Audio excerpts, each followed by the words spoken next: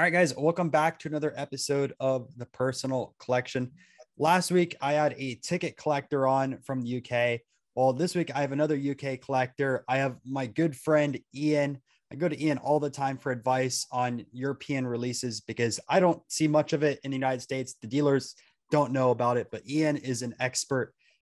And before we do this interview, I have to thank the sponsor of this video, which is myslabs.com. If you're looking to find some great graded cards, whether you're a buyer or a seller, make sure to check them out. With only 1% commission fees, it is the lowest platform on there. There's a ton of inventory between both modern and vintage cards. Lab comics and digital collectibles.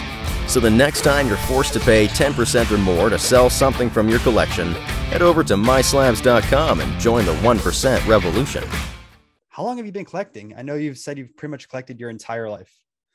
Yeah, well, I started through my auntie when I was about 6, collecting tea cards and bubblegum cards.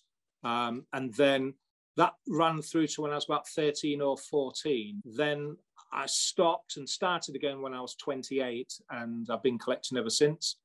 So it's about 60 years, but not collecting all those years. But yeah, probably about 40 years actually collecting.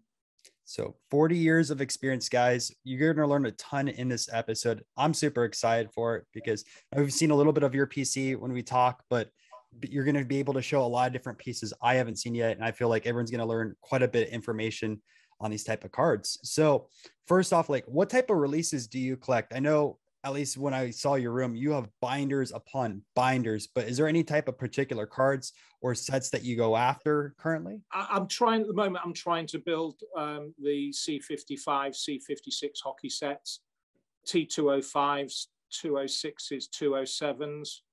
And then I'm looking to get some of the earlier soccer cards, which I've missed out on. So typically, Steve Bloomer or Billy Meredith, that kind of card.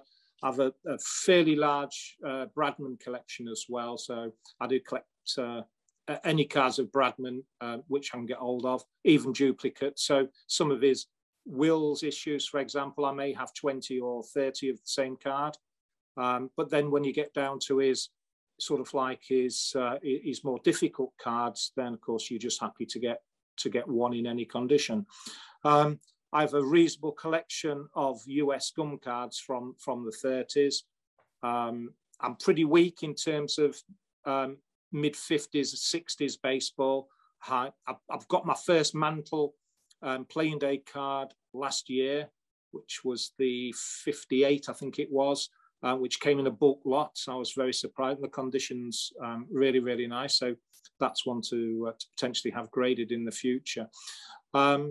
So really, I am collecting probably a wide spectrum of cards. So every time I go to a fair or I see a collection, there's always something that I can buy.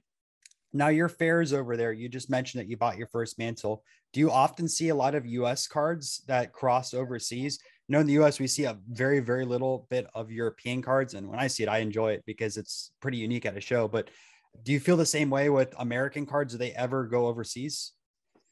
You don't see many 50s, 60s baseball cards in the UK.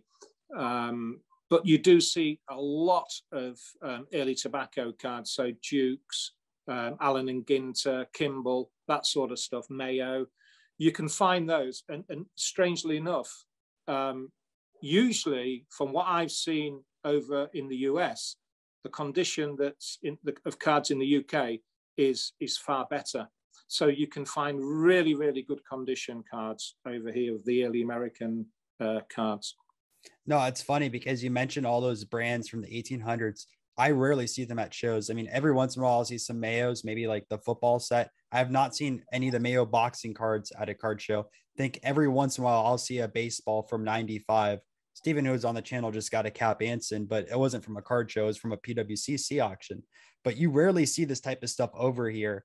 And I've heard a lot of theories that early on, a lot of the UK collectors would go over to America and grab all the tobacco cards and bring them overseas. Do you know if there's any truth to that? I would probably say it's a little bit of a myth. If you go back in history, and you look at the UK card collecting sort of scene, there was, and there still is, a group called the Cartophilic Society, and that sort of had members over, even 20 years ago, had over 1,000 members, but that's dwindled down to probably about 500 currently today.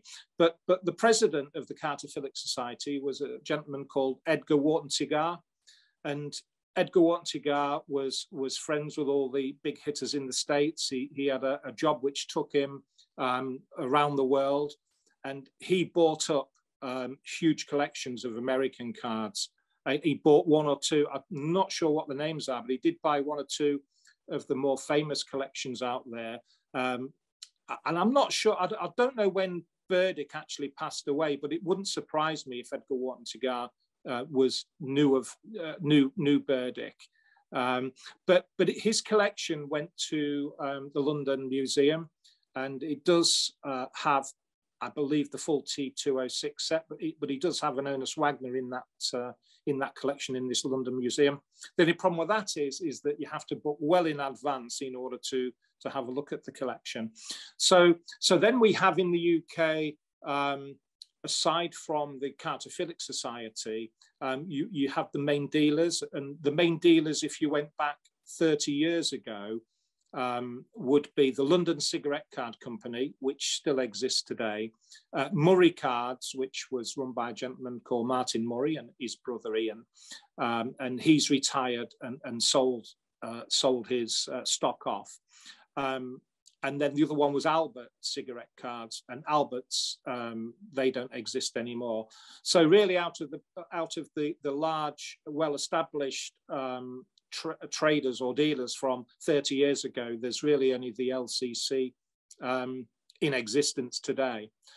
And the LCC, they're based in Somerset, a small town called Somerton. You can go to their premises and visit them and see what they've got, and they do have millions and millions of cards.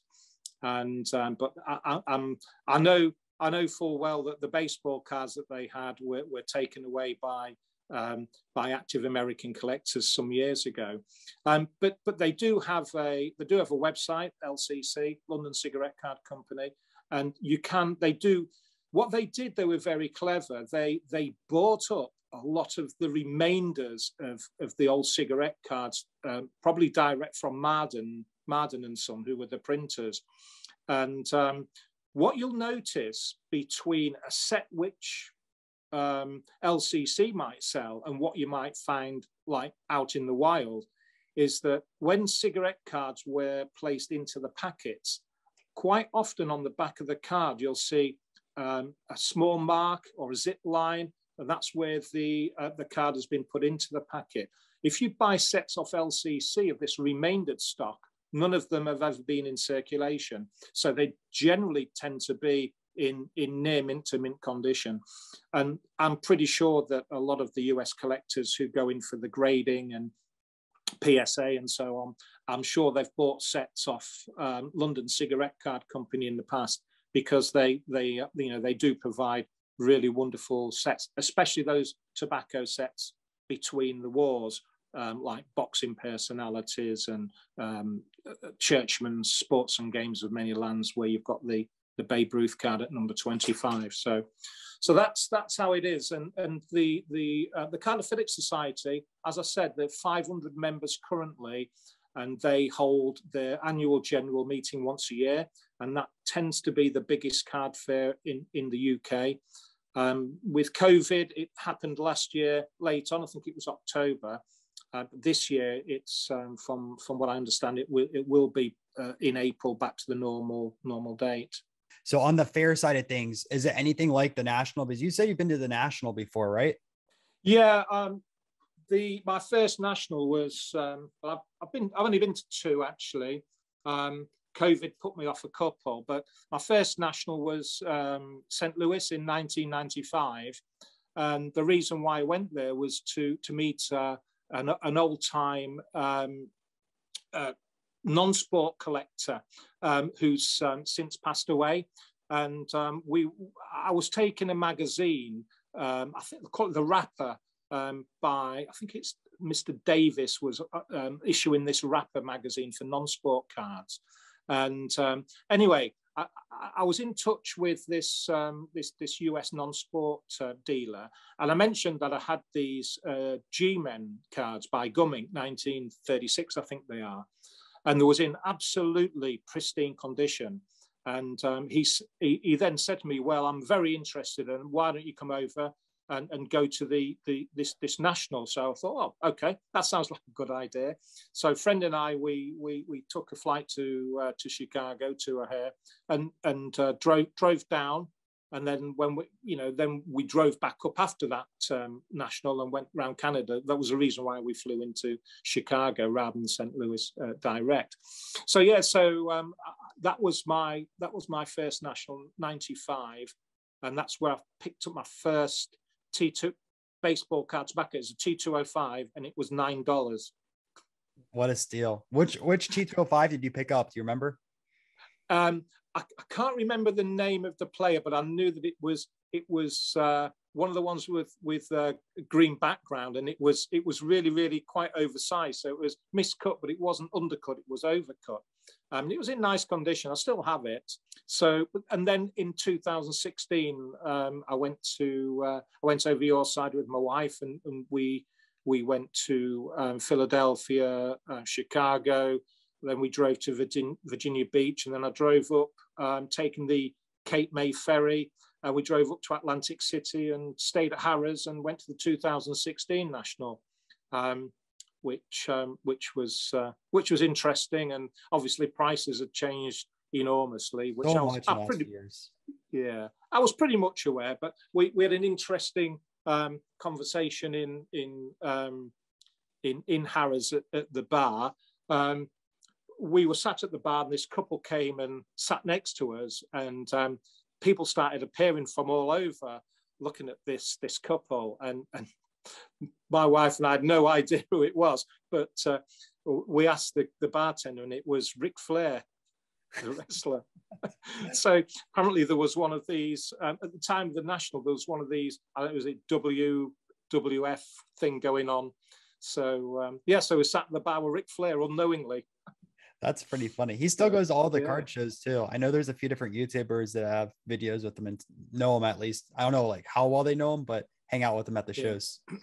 Yeah. So I spent 2 days at the 2016 National and picked up mainly baseball cards, which I wanted to add to the T cards which I've already got. And I saw one or two things. I brought over a few Ogden Skinny Gold cards with some US celebrities on, and I did a swap with a boxing guy dealer from New York, and I swapped he had 4 Mayos that I wanted, and he wanted some of these Ogdens. So that was about the only trade I did. Most of the others was just kind of buy-in, really. Which Mayos did you get from that? I think there was a Sullivan. I can't remember the other 3, to be honest. They were more sort of commons, really. I know I'm still chasing the Sullivan, the Dixon, and there's a few others that I have on my list. I have probably 3 or 4 of the Mayos in the PC, but they're so hard to find nowadays just because of how limited they are. You don't find them at shows, at least over here. No. So, but anyway, I brought a few cards out of the back room there to have a look at if you want to see something. Yeah, let's show some cards. Let's see what you have. I mean, what I tend to do is I'll have a binder. I start one at the beginning of the year, so I've just started one for this year, 2022, and I just run through them. When that's completed, I start another one, and so on and so on. So, but some of these are from last year, and then I've got some from this year as well. So there's one of the. Let me pick that up on the bottom there. That's one of the Billy Meredith cards, which I've been chasing and managed to pick that one up last year. And that's the Wills with the scissors back. The scissors are so cool. I know that they did that for a few boxing as well, and I enjoy the backs on those. Yeah, they are. The backs are really good. The Wills flag version of the flag back of that card is the scarcest one of the Merediths. So that's the one which, you know, if you can find that one, you've done well. I'm struggling to get it over here, but that's probably the best one to have. But the scissors one's still nice. And then there's a couple of Bradman cards there from the Godfrey Phillips sports set, which interestingly enough was issued double-sided. So you've got Bradman on one side, and there's a jockey there, and the other one's another Fender, is it? McGrath, another cricketer. So moving on to some tabs and guinea golds. There's a few cricketers there, which Ramsitchy. There's couple of the CB Fry and WG Grace. The big names in cricket back then. Yeah. Those are nice. They're always so tough to find in good shape, and you always have to worry too if people tip them or color in them just because of the black border. That's the biggest thing. That, you know, you can look at the front, but you with any guinea gold and with any Ogden's tab, you've got to check the edge because they just get tipped in all the time, particularly when somebody's offloading. You know, if they look nice, if they look too nice, it's probably too true. So you do need to check the edges. But you can find them from, you know, you can find these in wonderful condition even without the tipping. There's another page full there. No, they look really great. Over here we had the same issue with the 1971 baseball release. They're all black bordered, and people are gonna use the Sharpie on them. And because you have Reggie Jackson in there, you also have Nolan Ryan, you have Willie Mays in there. I mean, you have so many different stars within that set, and high grades are so expensive. In fact, like there's not even a 10 on that 71 Nolan Ryan. I think the highest is a 9, and that goes for crazy money. Yeah. I like the 71 set. It's probably not my favorite, but it is a nice set, the 71. I like the 60. I like the 69. Oh, the white border ones. Yeah, white borders. Yeah, you got the mantle variation in that one too. The white and the yellow. Yep. Yeah. Eventually, one day I want to add one of those to the PC, but they're so expensive. Mantle cards have all exploded the last few years. I mean, they're always been expensive, never cheap. But yeah, they have. But and I think over the years they've been a tremendous investment for those that got in early. And I often wonder, with all the soccer cards that I bought and I've still got from when I was 6, 7, 8, 9, 10 years old, if I'd have been over there, my baseball collection would have been something to admire. I think I'd probably been able to retire by now. I can't imagine if you got into baseball that early, man. Especially getting imagine how many 52 manuals you could have had. Absolutely, yeah. You would have been floating around for $20, I guess. You would have been like, all right, I have 4, 5, 9s, I have 110, I have 8. You love your cards pristine. I think you'd have had to be diving into that river to get some of those at those sort of grades. You know the story, yeah? Yeah, how Topps offloaded those because of the warehouse space. Yeah. There's a few more cricketers there for the footballers as well from the Guinea Golds. Now, one thing I wanted to ask as well, with the Ogdens in 1900 to 1902, they actually have like 2 different surfaces. One's like glossy, and then one's just like your normal standard stock on those. Yeah, that's correct. Yeah, it tends to be that the Guinea Golds have got the, like, what you want to call, what you refer to as glossy, whereas the tabs are more of a standard finish.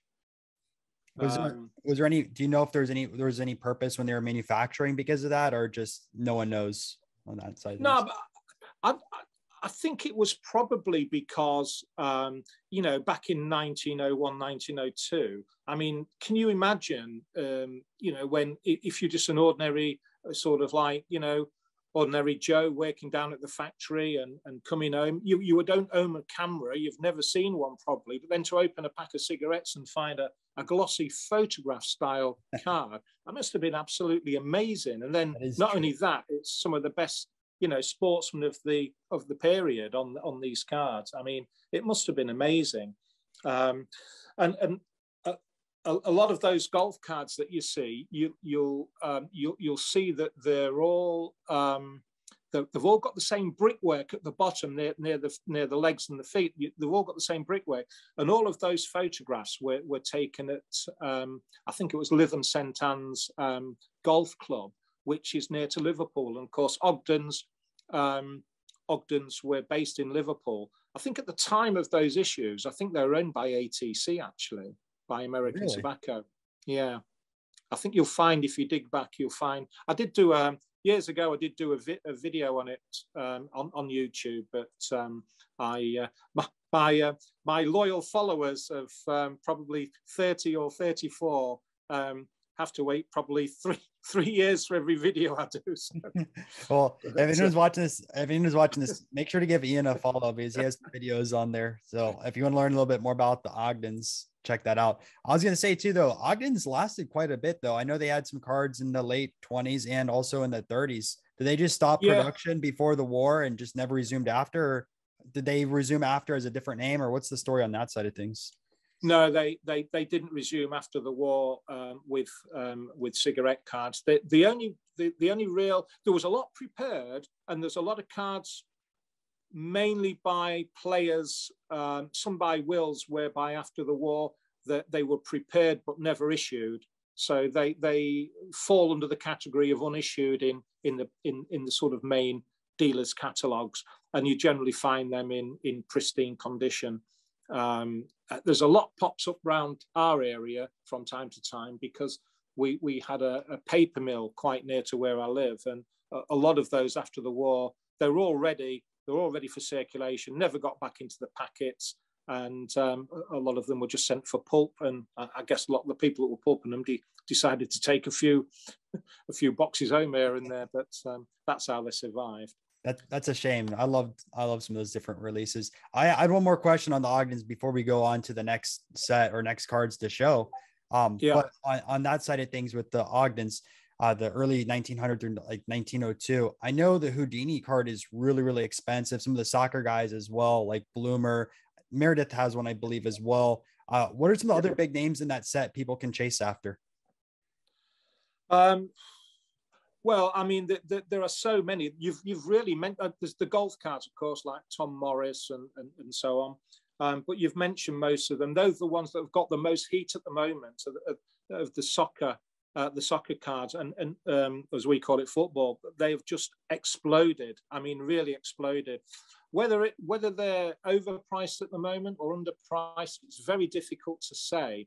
But the Bloomer card, the Meredith card, where it's Meredith at work, where he's taking a corner. I don't have that card in my collection, and I've passed it up countless times at £3 or £4. Never bought it, and I think the last one I saw went for about 800. So that's right. If you snooze, you lose, so to speak. So yeah, I mean, it's down to I like the cricket cards, I have to say. So the Grace and so on. No, there were so many cards. There's actors. There's Lillian Russell in the actresses. Lily Langtry, if you want to go down that road. There's all the cricket sets. If that's what your bag is. Actresses. I mean, one of the sets. You're talking 15. I mean, it blows the monster apart. You're talking 1,500, 1,600 cards in these sets of Ogdens. Yeah, I mean, I just go for the main, the main personalities. I'm not so bothered about getting deep into Ogden Skinny Golds. That's for specialists. Was there any like super scarce cards in the set, like the T206? We have the 4 cards that fetch crazy money. Was there any in the Ogdens?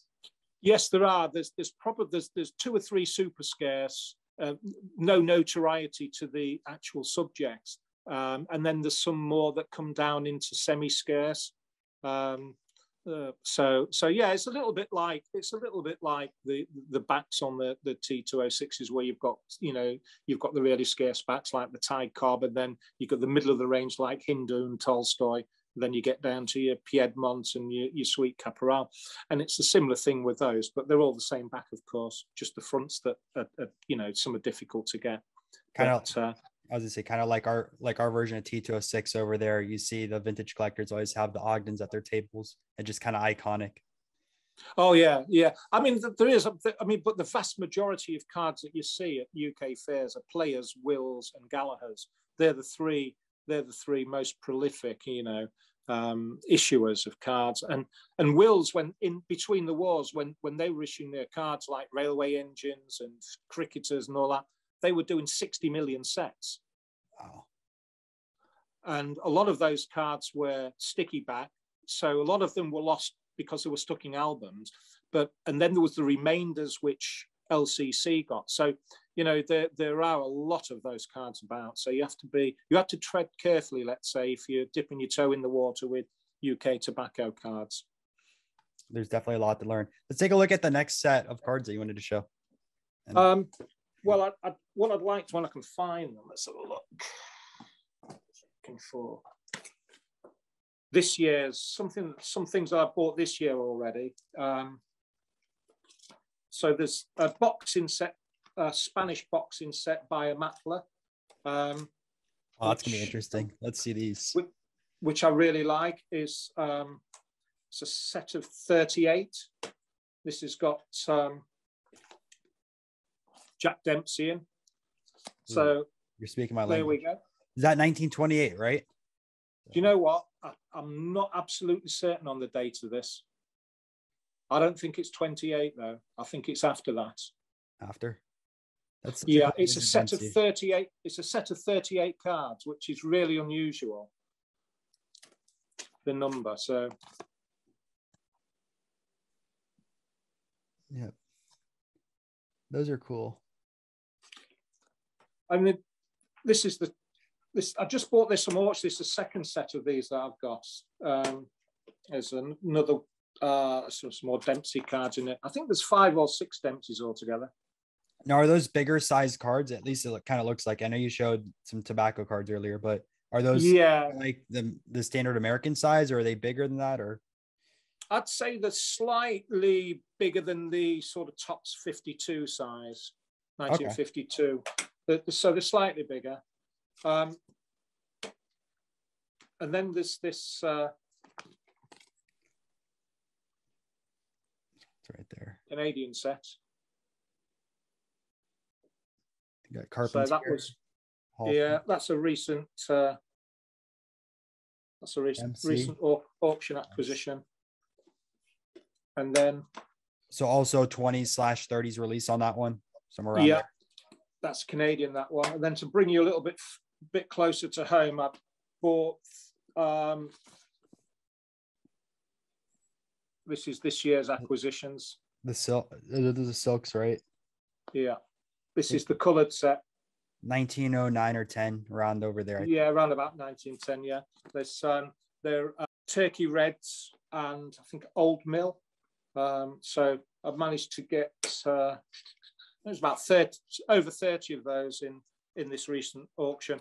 And there's been some incredible American sports cards turning up in some of the auctions over here this year so far. And they've all been fetching, really, really, really big money. I was hoping I've got 4 T206s in the post coming from auction, but they didn't arrive today. Otherwise, I'd have been no worries. Proudly showing those off. I know you showed me. They looked really sharp, which I was really impressed because most of the times you see T206s out there raw, they are damaged, man. They're usually like a 1 or a 2 grade, but those look really nice. Yeah, they're fairly good. I'm quite pleased with those. The thing is, I've never ever had one card graded. I do have some PSA and some SGC graded cards, but I've never had a card graded myself. I do have a box of about 200 to 300 cards in it, all in top loaders, which I know you shouldn't send off to PSA. It's more the softer top loaders, isn't it? But I've got these cards all sat in a box, all waiting to send off to either PSA or SGC. And I've had them over 10 years in this box. So that's crazy. No, but I will say though, PSA prefers those semi-rigids, but they will accept it in top loaders. I've sent stuff to them in top loaders and they have graded it. Oh, right. Okay. I didn't realize they did do that. The semi-rigids, I don't know the full process, so I might be speaking out on this side of things, but I believe they use it just to cut off the edges and make it easier for them to grade the card at that time. I believe so. There's other people that put like tabs on them. There's actually I've seen that. Yeah. Yeah. There's a company that sent me some the other day. I don't know if I have it over here. But they're kind of like the semi-rigids. I'm trying to see if I do or not. I mean, it's somewhere, but they have semi-rigids, and then they have like a pull tab. Hold on. I think I don't know where it's at. I'm gonna give up on looking for it. It's gonna take me a few minutes, and then like right after this, I know I'm gonna find it. But they have like a pull tab built into the semi-rigid, so it makes it easy to. Oh, right. So it's such a genius idea. Yeah. I know. I've seen the way you can just get those sort of like sticky bits and stick it to the soft sleeve and then just pull it up like that. So no, but it's cool.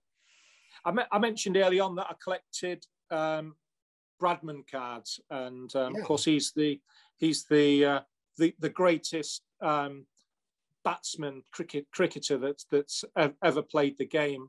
And if he hadn't have been bowled out in his very last game for a duck, which is 0, he would have had his lifetime average into 3 figures. It'd have been just over 100.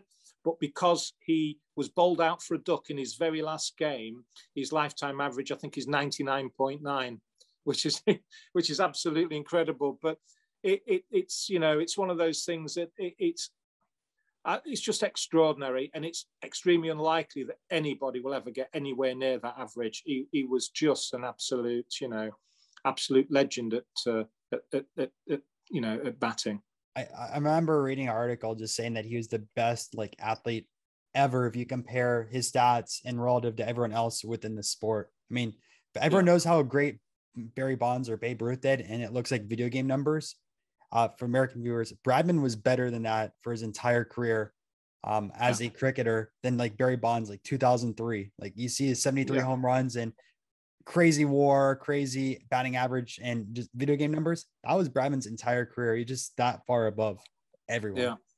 Yeah, it's amazing. I'm not a real big cricket fan. I mean, my game is really soccer and baseball are the two games that I really like to watch and get involved in. But I can watch cricket at sort of international, what we call test match level. I'll watch some games at that, but it's not really, it's too slow. And they have sort of brought in now these T20 games, which are a lot faster and a bit more action, but I just can't get involved. But anyway, here's some. How about when like the Ashes go on? Do you watch the Ashes? Yeah, I'll watch the Ashes, although we just got slammed 4-1 and Australia's retained the Ashes yet again. So it's not always good viewing, let me say that. I was going to say, do you guys beat Australian soccer though, right? Oh, yeah, we can do that. Well, but cricket's their national game and they are good at it. So, yeah. So anyway, so moving on to where I mentioned Bradman, and here's some Hoadley's cards. This is a set completely dedicated to Bradman. This is called Bradman's Records. So there was, 2 series of these issued. And this is from the first series. These are from the first series. The second series is extremely scarce, and I don't think all the numbers have been seen, but I've got a few of the second series, and they're just these are those. But they have like an ad on the back. They've got an ad back, so they have different backs too on that one. Yeah. That's cool. So those are they're pretty scarce, these cards, and they've been fetching, I think, somewhere in the order of $300 Australian dollars each. And what year were those? Were they 28 or were they a 30? These are probably 31, 32, I think. 32. Yeah. He has technically what, like 2 or 3 cards in 28? Yeah, he's got the Hoadleys, which is the Allens. I think it's one of those. I can't recall actually, but it is extremely scarce. I think it's probably the Hoadleys, an early one. And then he's got the Wills issue overseas. It was issued in Australia, and then he's got the Ogden's Australian cricket set from the UK. So those are his 3 rookies, you would say, if you want to call them that. So I've got 2 of them. I've got 2 or 3 copies of the Australian one, and probably 5 or 6 of the UK one, of which I've promised you one. Yeah, I appreciate that. That upgrades my one as a beater. That was my entry level into cricket, though. That opened up the Pandora's box into all the cricketers. And that was such a fun time researching all the sets and learning the ins and out of the sport with all the different athletes across the time periods. It was fun. Yeah. But I did well overpay for it. And that's like a tip, man. Talk to collectors that are full on experts on the sport before you buy something on eBay, because you don't see it often. I was searching for that card for a few months, and first one came up, bought it, and then I didn't realize how much I overpaid. Yeah. Oh, we'll get you set right on that. I appreciate it again. Yeah, what I'll show you now is this. These are some sort of scarcer cricketers on the top row here. There's a Charlesworth and Austin issue, and a Gabriel's issue, and also Slade and Bullock in the middle. So these are, you're moving into sort of scarcer territory with these cards. I love some of the European releases and Australian releases, just the designs on the cards. And the backs are just as interesting. I mean, the Gabriel's back. Oh, that's so cool. That's amazing. Oh, man. And there's a Charlesworth and Austin there. Those are so cool. Yeah. And the thing with that is the Gabriel is Ransanjitsi, and the other one is CB Fry. Sorry, there we go. One of UK's best overall athletes. Just like everything. Yeah. He's kind of like a Thorpe. Yeah, he is. Yeah, he is. What else have we got here? There's some very scarce generic cricket cards, which are early. It's just got the name of the cricket club on, and so they're not. Then there's no particular athlete attribute or player attributed to the cards, but they are extremely scarce. Most cricket lovers would probably, want to have these. I have a few of those. You just mentioned Fry.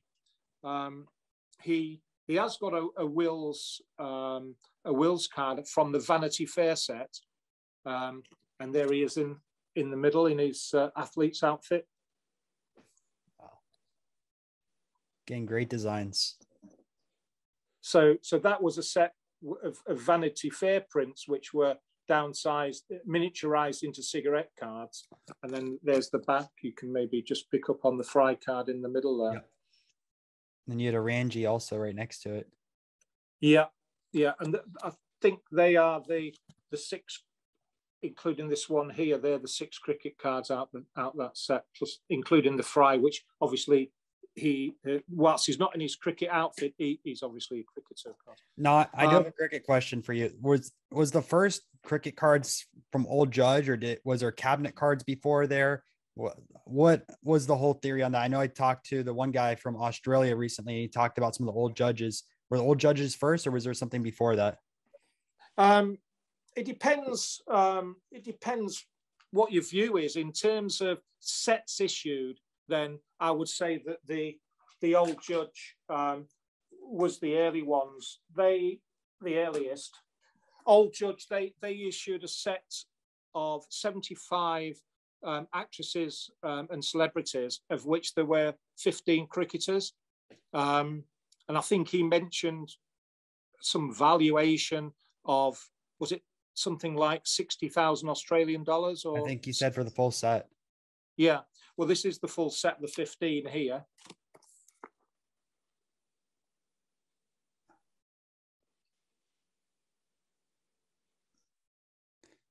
Interesting that there's no playing day shots. Kind of like how the Old Judge baseball, at least they have like the background of the baseball field.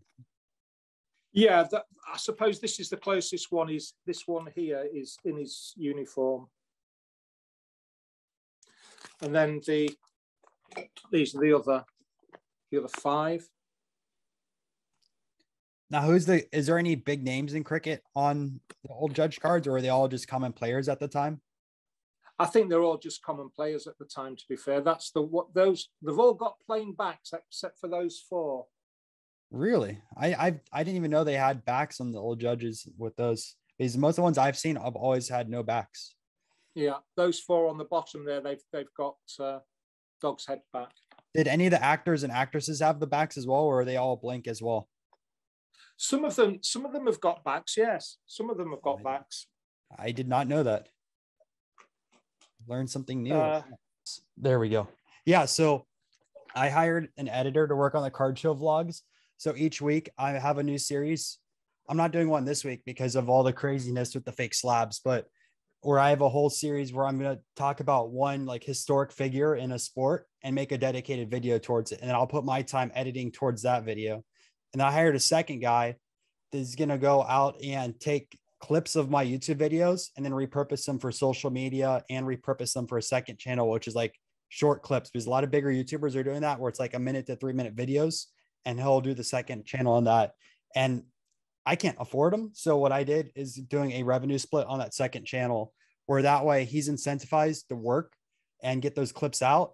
And I'm paying out based off of 70-30 split. So he's going to keep 30% of that revenue, but that's someone that I now have on the team that's going to work and help me out and give ideas back and forth too.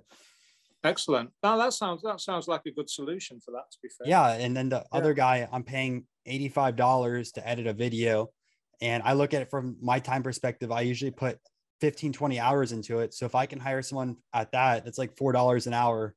What if I would have paid myself, and he does a better job than I do editing. So it's like, it's a no brainer. Yeah. Win-win into it. Yeah. Absolutely. All right. So let's get back into it. Sorry guys. My camera just died for a second. Okay. So,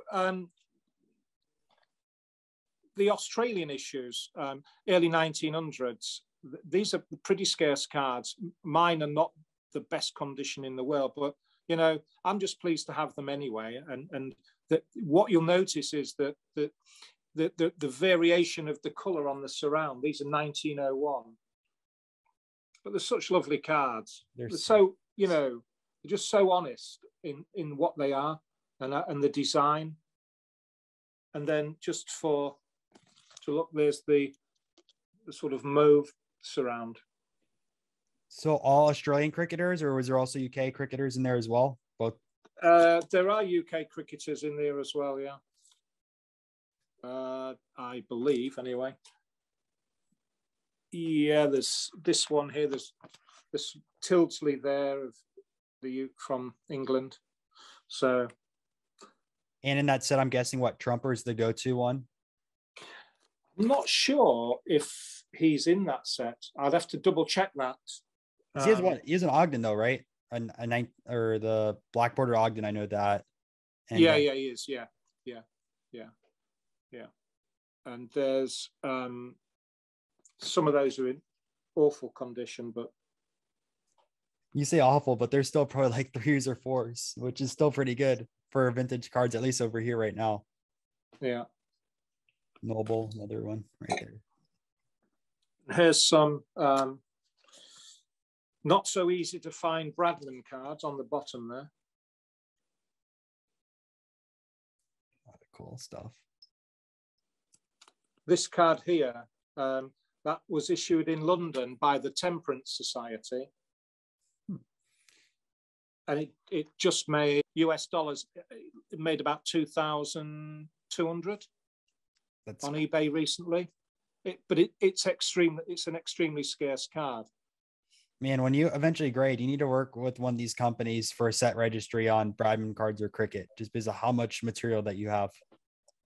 Yeah, it's a big collection of cricket, and it's increased a lot. I have to say, you know, in the last 2 years. These are interesting.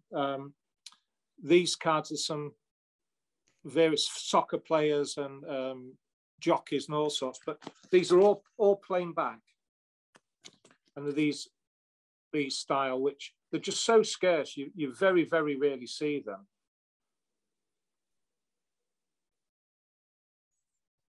Full set on those, or is that just like no? I don't think anybody really knows what a full set is. That's how scarce they are. It's a bit like some of the early American cards that you see on the trade side, where there was issued by, small companies in the backwater somewhere, and you're lucky to find one. Never mind understand how many's in the set. Yeah, you never know. Of course, it's. I don't think you're ever going to have a black swamp find on some of these. Sorry, I was just checking my phone, just make sure it wasn't work, because I got a message. I say on these cards, Ryan, I don't think you're ever going to have a black swamp find. No, that was crazy. Those black swamp cards, just high grade. Yeah, amazing. You see them every once in a while at card shows, like a black swamp find. They're labeled and everything.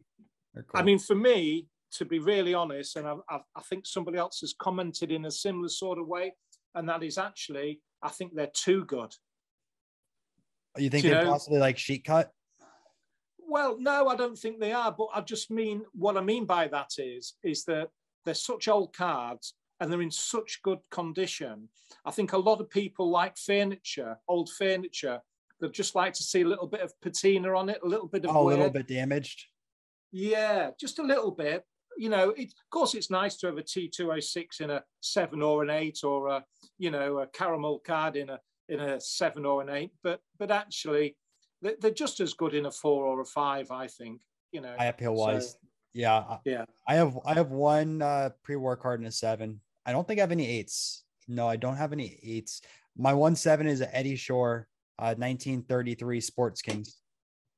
Okay. Yeah, I've got some Sports Kings. I had an interesting story with the Sports Kings that most of the ones that I've got, there was an eBay sale, and it had 2 pictures on it, and the front picture, the one that you saw when you looked at the lot, it was one of the Indian cards, the Indian gum, Indian gum. Yeah, and it had rounded corners, and there was about 30 or 40 of these red Indian cards. And then there was a second picture, and in the second picture, there was about 14 Sports Kings, and they were in Norway.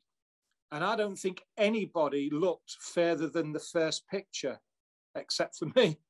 And I got 14 Sports Kings, including Walter Hagen, Bobby Jones. I think it cost me in pounds £64. That's a deal alone for the Bobby Jones. I've been hunting one, and that was about 6 years ago. And I was like a cat on a hot tin roof until those cards arrived. No, that's insane. A few more cards. So there's some rarer soccer cards here. These are Smiths, FJ Smiths. And when you're looking for Smiths, Ernest Needham, Fatty Falk, Geo Smith, they're the kind of guys you want to be looking for. And then down at the bottom there, you've got Geo Smith again, and CB Fry, and Fatty Falks. And those are issues by JF Bell.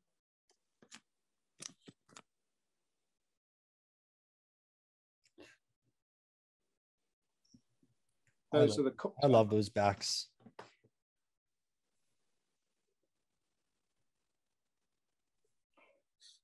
Moving on,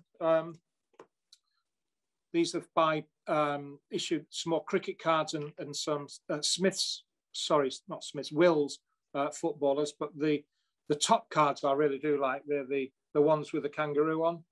That's so cool. You've got Bradman in there. Grimmett as well. Yeah.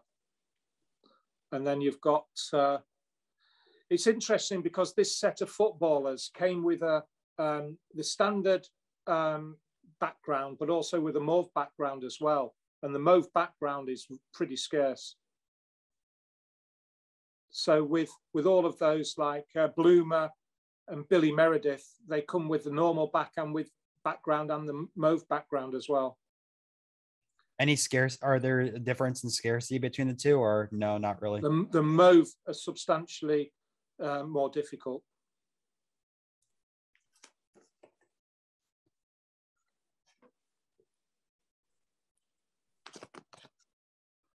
Some more bells there.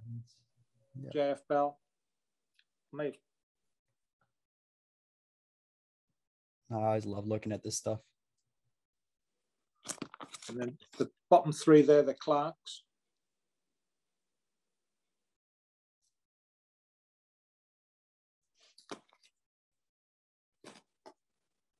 See what else we've got on here. There's some more Ernest Needham cards there. Nice.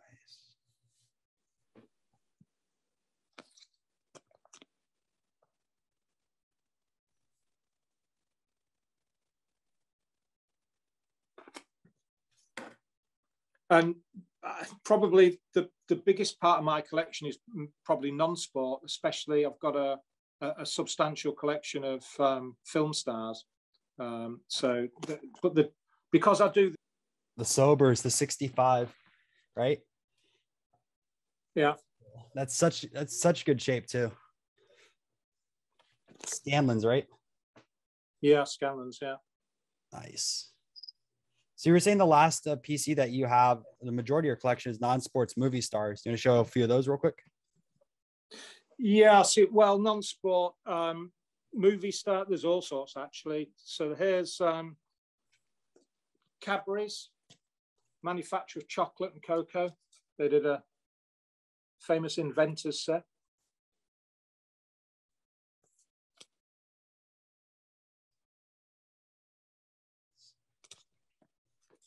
Set of 24. And when are those from? They're quite early, actually, probably 1920s, I would say, maybe even earlier than that. Those are cool. And then there's the final four there.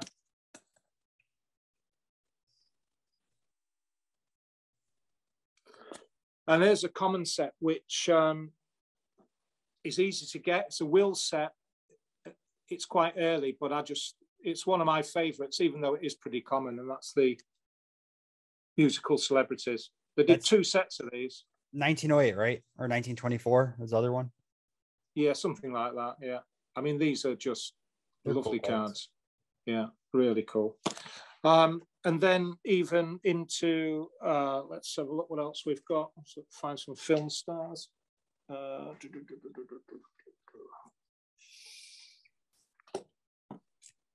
Some film stars out a minute ago.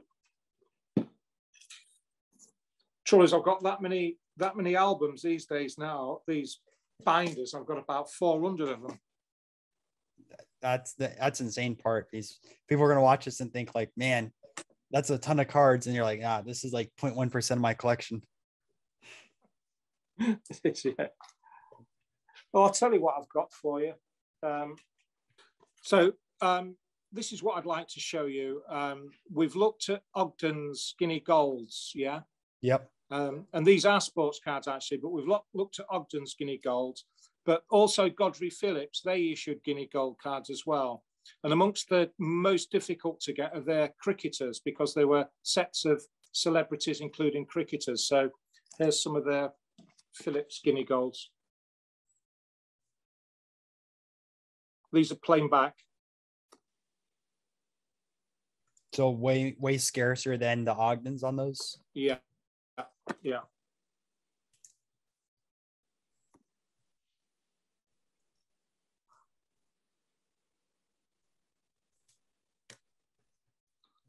Yeah, they're way scarcer than the Ogdens. There's more modern, some modern cards. I think these are 50s. The caricatures. Yeah, 1950s. Clevedon Confectionery. Cricket cards.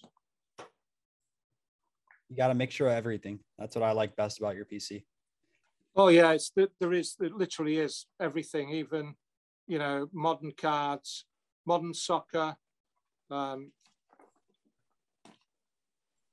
this type of stuff as well. I mean, it's 1990s, but it's got Ronaldo in it, the original Ronaldo, and one or two others worth having. So yeah, so that's a reasonable sort of cross section of what I've got, but obviously I've not shown any of my US cards, like the baseball or the hockey or any of that sort of stuff. So I guess you guys have seen enough of that. We always see that on the channel. So seeing the UK side of things is always really cool. One last thing. All right. One tip you would give a collector. Obviously, you have so much experience building out PCs. What is one tip you would give someone starting to build a collection today?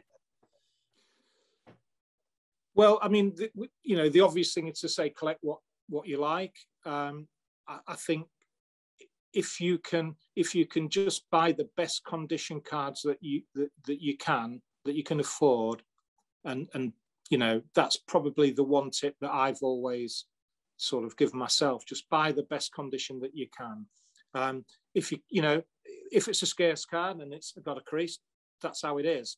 But and sorry to refer to it, but like that Ogden's card that you bought of Bradman, don't jump in early when, just wait and see and have a think about it and research and you'll always, if you do your homework, you'll always end up better off. I 100% agree with that. I took that L, but that's okay. I had some wins also last year. I eventually need to make a video on my losses that I did last year. I think people would enjoy that. But hey, Ian, thanks again for jumping on. And you said you mentioned your YouTube channel. What's your YouTube channel name? It's Penno, is it? All right. And then you also have a Twitter and Instagram. What are your different URLs for that? Instagram is just Ian Collects. I'm on Net 54 as well, and that handle is Enough's Enough, which is what my wife says to me when I buy some more cards. And then your Twitter? Twitter is just Ian Penniston. So guys, give him a follow if you're on Net 54. Connect with Ian on there. Thanks again, Ian. I really, really appreciate it. Your PC. You're welcome, Ryan. Look forward to next time. Absolutely. We're going to do a part 2.